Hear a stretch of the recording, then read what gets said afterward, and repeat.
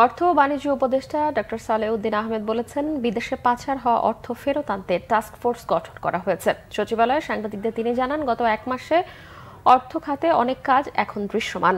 কয়েকটি পণ্যের আমদানি শুল্ক প্রত্যাহার করায় নিত্য পণ্যের দাম কমে আসবে বলেও তিনি আশা প্রকাশ করেন।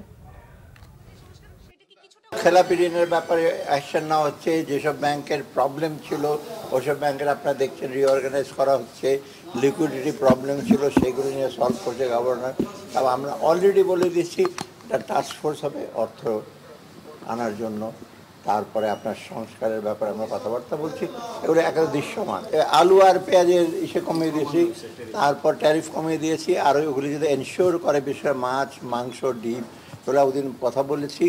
আমরা বাজার মনিটর করার কথা বলেছি।